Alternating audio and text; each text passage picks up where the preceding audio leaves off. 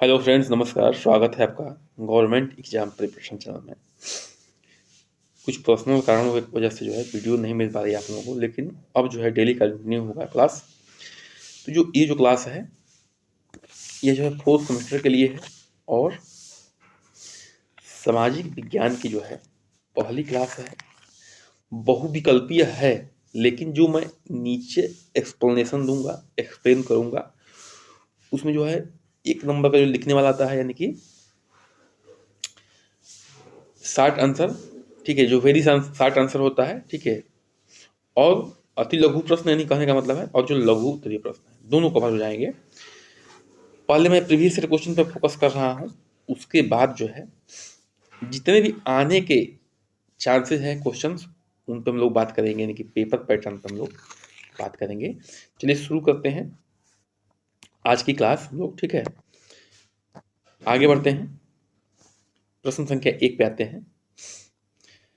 सत्यार्थ प्रकाश की रचना है। सत्यार्थ प्रकाश जो है किसकी रचना है, ये आपको बताना है, ठीक है। देखिए, बीटीसी 2016 में पूछा गया है, 18 में पूछा गया और डीएलएड 2020 में पूछा गया है। तो स्वामी दयानंद सरस्वती, रामकृष्ण परमहंस, स्वामी विवेकानंद या राजा राम मोहन राय। तो सत्यार्थ प्रकाश जो है स्वामी दयानंद सरस्वती की रचना है।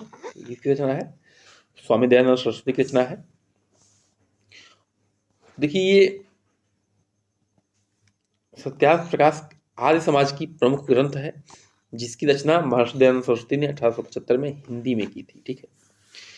तो ये आर्य समाज के संस्थापक भी थे, ठीक है, दयानंद सरस्वती जी। उनका ये प्रमुख ग्रंथ है आर्य समाज का, और इसकी रचना जो है 1875 ईस्वी में की गई थी और हिंदी में की गई थी। ये भी इंपॉर्टेंट है, ठीक है। ग्रंथ की रचना का कार्य स्वामी जी ने उदयपुर में किया था। कहाँ पे किया था? उदयपुर में किया था। लेखन स्थल का पर वर्तमान में सत्यार्थ प्रकाश भवन बना हुआ है, ठीक है। जो उदयपुर में जहाँ पे उन्होंने लिखा था इसको, वहाँ पे एक भवन बना हुआ है जिसका नाम क्या है? सत्यार्थ प्रकाश भवन। प्रथम संस्करण जो है का प्रकाशन अजमेर में हुआ था। कहाँ पे हुआ था? प्रथम संस्करण का प्रकाशन अजमेर में हुआ था। आगे बढ़ते हैं, प्रश्न संख्या 2 पे आते हैं। जलियांवाला बाग हत्याकांड किसने करवाया? ये जो है डीएलएड 2020 में पूछा गया है। जलियांवाला बाग जो हत्याकांड किसने करवाया था? साइमन, जनरल डायर, लॉर्ड रेफरिंग या लॉर्ड कर्जन। तो उत्तर हो जाएगा इसका बी, यानी कि जनरल डायर ने जो है जलियांवाला बाग हत्याकांड करवाया था। देख लीजिए, तो जो अब देखिए यहाँ पे एक्सप्लेनेशन है, तो ये जो है अति लघु में और लघु उत्तरीय प्रश्न दोनों में जो है काम करेगा आपको, ठीक है। जलियांवाला बाग अमृतसर स्वर्ण मंदिर के पास एक छोटा सा बाग है, बगीचा है, ठीक है। बाग है, अच्छा बगीचा है। जलियांवाला बाग है, क्या है? अमृतसर जो उसका स्वर्ण मंदिर है उसी के पास में जो है यह छोटा सा बगीचा है, जहाँ 13 अप्रैल 1919 को brigadier general Reginald Edward Dyer के नेतृत्व में अंग्रेजी फौज ने गोलियां चला के निहत्थे शांत बूढ़ों और महिलाओं और बच्चों सहित सैकड़ों लोगों को मार डाला था और हजारों लोगों का कर दिया था, घायल कर दिया गया था। जो कानून आया था, ठीक है, नो अपील नो दलील, ठीक है, नो वकील वाला। इसमें क्या हुआ था कि डॉक्टर सैफुद्दीन किचली और सत्यपाल मलिक को क्या कर लिया गया था? गिरफ्तार कर लिया गया था। तो इसी के विद्रोह में लोग वहाँ पे क्या कर रहे थे? धरना दे रहे थे कि, और मीटिंग कर रहे थे, कैसे जो है उनको छुड़ाना है, कैसे इस जो है काले कानून पे काम करना है। उसी में जनरल डायर ने क्या करवाया था? फायर करवा दी थी और हजारों लोग क्या हो गई थी, सॉरी सैकड़ों लोग क्या हो गई थी? मौत हो गई थी। और बहुत लोग तो जो है कुएं में कूद के अपनी जान गंवा बैठे थे, ठीक है। स्वराज हमारा जन्मसिद्ध अधिकार है, किसका कथन है? डीएलएड 2020 में पूछा गया है कि स्वराज हमारा जन्मसिद्ध अधिकार है, किसका कथन है? लाला लाजपत राय, राम प्रसाद बिस्मिल, बाल गंगाधर तिलक या इकबाल। तो उत्तर हो जाएगा सी, यानी कि बाल गंगाधर तिलक जी का ये कथन है। स्वराज हमारा जन्मसिद्ध अधिकार है और मैं इसको लेकर रहूंगा, ठीक है। देखिए, बाल गंगाधर तिलक ने नारा दिया था, क्या नारा दिया था? स्वराज हमारा जन्मसिद्ध अधिकार है और मैं इसे लेकर रहूंगा। स्वराज हमारा जन्मसिद्ध अधिकार है और मैं इसे लेकर रहूंगा। प्रश्न संख्या 4 पे आते हैं हम लोग। उत्तर प्रदेश में उच्च न्यायालय स्थित है। उत्तर प्रदेश में उच्च न्यायालय स्थित है, कहाँ पे स्थित है? प्रयागराज में, आगरा में, वाराणसी में या मेरठ में। तो उत्तर प्रदेश में जो उच्च न्यायालय स्थित है वो है, यानी कि प्रयागराज में स्थित है। ठीक है, देखिए ये सबसे पुराने जो भी उच्च न्यायालय हैं उनमें से एक है। तो इसको देख लेते हैं। उत्तर पश्चिम प्रदेशों के उच्च न्यायालय का स्थापना सन 1869 में आगरा में इलाहाबाद का कर दिया गया था। 11 मार्च 1919 को जारी पूरक लेटर ऑफ पेटेंट के द्वारा इसका नाम बदलकर इलाहाबाद उच्च न्यायालय High Court of judicature at Allahabad कर दिया गया था। ठीक है, इलाहाबाद का नाम बाद में बदलकर जो है योगी सरकार ने प्रयागराज कर दिया है। ठीक है, तो अब जो है इलाहाबाद को प्रयागराज के नाम से जानते हैं लोग। ठीक है, प्रश्न संख्या 5 में आते हैं। उत्तर प्रदेश का मैनचेस्टर किसे कहा जाता है? डीएलएड 2020 में पूछा गया है। उत्तर प्रदेश का मैनचेस्टर किसे कहते हैं? लुधियाना को कहते हैं, दिल्ली को, कानपुर को या लखनऊ? उत्तर जाएगा सी यानी कि कानपुर को जो है उत्तर प्रदेश का क्या कहते हैं? मैनचेस्टर कहते हैं। देखिए कानपुर एक बार पूर्व में मैनचेस्टर के रूप में जाना जाता था। उत्तर प्रदेश की वित्तीय औद्योगिक राजधानी भी है। ठीक है, जो कानपुर है वो क्या है? उत्तर प्रदेश की वित्तीय और औद्योगिक राजधानी भी कानपुर ही है। इस बार इसे भारी औद्योगिकीकृत किया गया और दुनिया की चमड़े की राजधानी के रूप में भी जाना जाता है। ठीक है, इसको जो है चमड़े की राजधानी के रूप में भी जानते हैं। भारत का मैनचेस्टर अहमदाबाद है। ठीक है, भारत का जो मैनचेस्टर वो अहमदाबाद है, लेकिन जो उत्तर प्रदेश का मैनचेस्टर है वो कानपुर है। ठीक है, मैनचेस्टर का मतलब है कि वो किसके लिए प्रसिद्ध है? उद्योग के लिए प्रसिद्ध है। ठीक है, अशोक चक्र में कितनी तिलियां हैं? आपने तिरंगे को देखा होगा। तिरंगे के जो बीच में ठीक है जो चक्र है वो कहाँ से लिया गया है? अशोक स्तंभ से लिया गया है।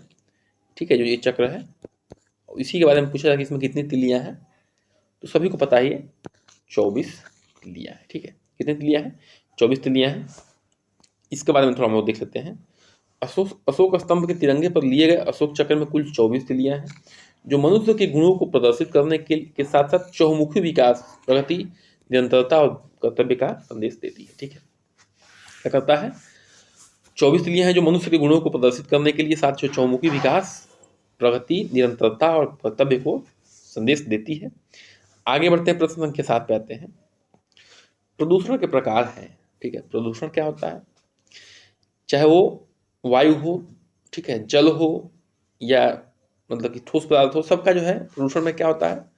चाहे एक प्रकार भी होता है प्रदूषण में, उसमें क्या होता है कि उस विशेष चीज को क्या करता है? उसकी गुणवत्ता को नष्ट कर देता है, जिससे वहां के आसपास के जीव जंतु क्या होता है? नुकसान होता है। ठीक है, तो वायु प्रदूषण, ध्वनि प्रदूषण, जल प्रदूषण या उत्तर जो है दिया कि प्रदूषण के 3 प्रकार हैं। वायु प्रदूषण, जो वायु में प्रदूषण होता है, ध्वनि प्रदूषण, जो ध्वनि से प्रदूषण होता है, जल प्रदूषण यानी कि जो जल में प्रदूषण होता है। ठीक है, प्रश्न संख्या 8 पे आते हैं।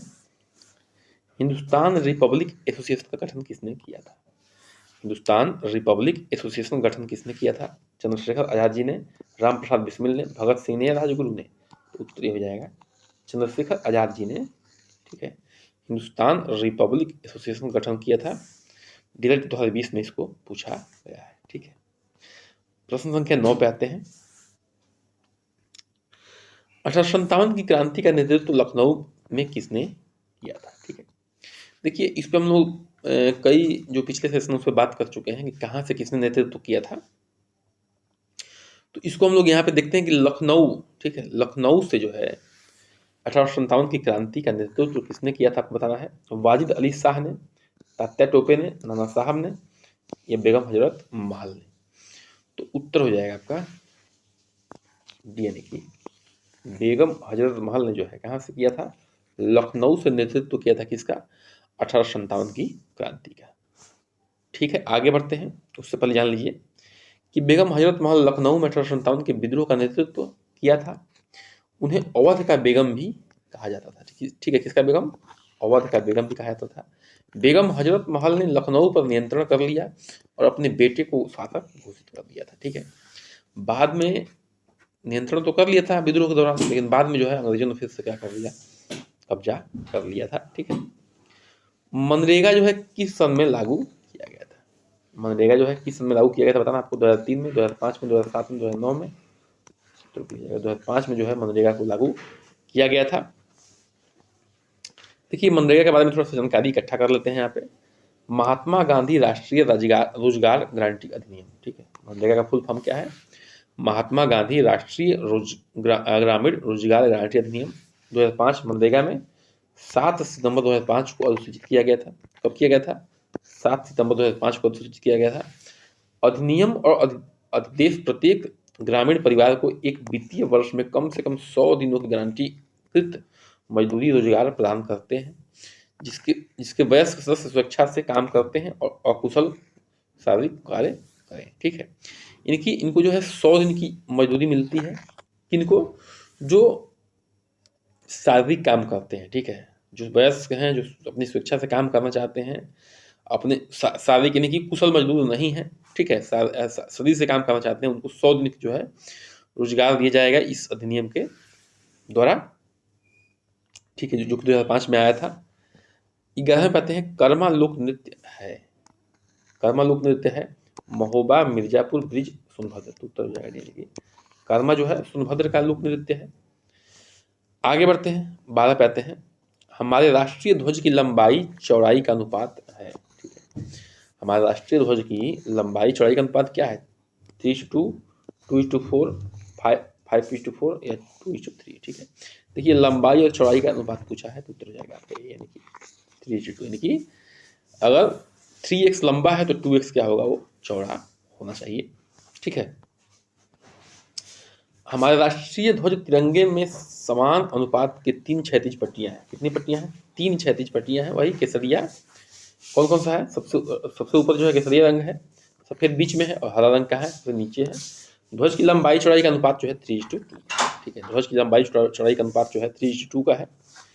13 पे आते हैं, प्रश्न संख्या, निम्नलिखित में से नकदी फसल नहीं है। कौन सा जो है निम्नलिखित में से नकदी फसल नहीं है? देखिए नकदी फसल का मुख्य उद्देश्य क्या होता है? पैसा कमाना, ठीक है। उसका जो है पूरा का पूरा आदमी उपभोग नहीं कर पाता है, उसको जो है तुरंत जो है क्या करता है? मार्केट पकड़ाता है, यानी कि मार्केट में जाके बेच देता है, ठीक है।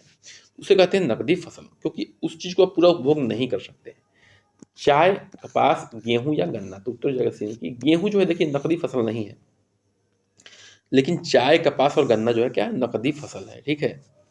देखिए नकदी फसल के बारे में थोड़ा सा जानकारी ले लीजिए, क्योंकि डायरेक्ट क्वेश्चन आपके एग्जाम में आ सकता है कि नकदी फसल क्या होता है, ठीक है। नकदी फसल एक ऐसा फसल है जिसकी खेती मुख्य रूप से वित्तीय लाभ के लिए किया जाता है, यानी कि धन कमाने के लिए किया जाता है, ठीक है। नकदी फसल को आमतौर पर बाजार में बेचा जाता है। उनकी कीमतें बाजार में मांग और आपूर्ति के अनुसार निर्धारित की जाती हैं। नकदी फसलों को खाद्य पदार्थों, कच्चे माल या औद्योगिक उत्पाद के रूप में उपयोग किया जाता है, ठीक है।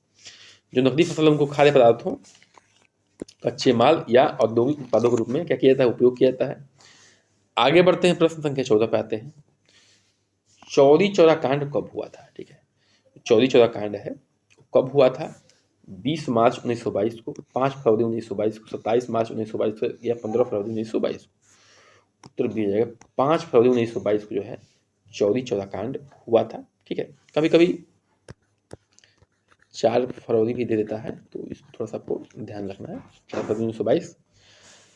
तो जो चौरी चौरा कांड हुआ है उत्तर प्रदेश के गोरखपुर का पास एक कस्बा है, वर्तमान में क्या है? तहसील है। जो चौरी चौरा है वो क्या है?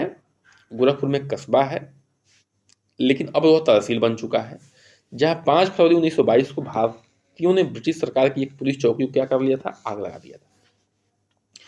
भारतीयों ने क्या किया था कि वहाँ की एक पुलिस चौकी थी, वहाँ पे उनको जो है पुलिस कर्मियों को बंद करके आग लगा दिया था, जिसमें जो है 22 पुलिस कर्मचारी जिंदा जलकर मर गए थे, ठीक है। कितने पुलिसकर्मी मर गए थे? 22 पुलिसकर्मी जो है मर गए थे। इस घटना को चौरी चौरा कांड के नाम से जाना जाता है, ठीक है।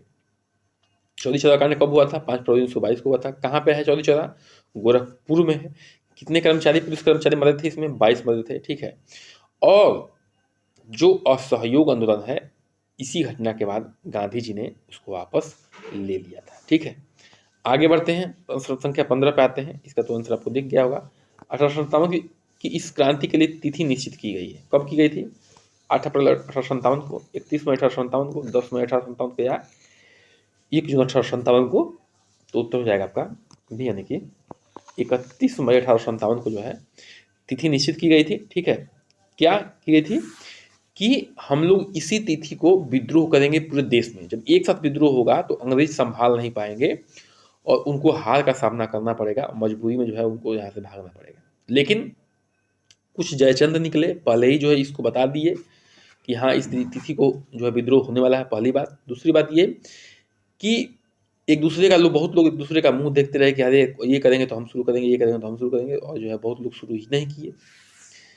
तो इस चक्कर में जो है थोड़ा सा काम गड़बड़ हो गया।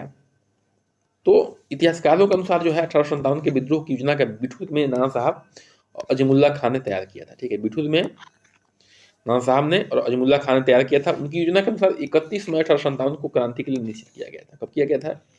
31 मई 1857 को कहा क्रांति के लिए निश्चित किया गया था। कमल और रोटी को 1857 के विद्रोह के प्रतीक के रूप में चुना गया था। किसको? कमल को और रोटी को जो है 1857 के विद्रोह के रूप में, प्रतीक के रूप में चुना गया था। तो आज का सेशन जो है हमारे यहाँ समाप्त होता है। वीडियो अच्छी लगी हो तो बिल्कुल चैनल को सब्सक्राइब करिए, लाइक करिए, शेयर करिए, कमेंट करिए, बन रहिए हमारे साथ। नमस्कार, जय हिंद।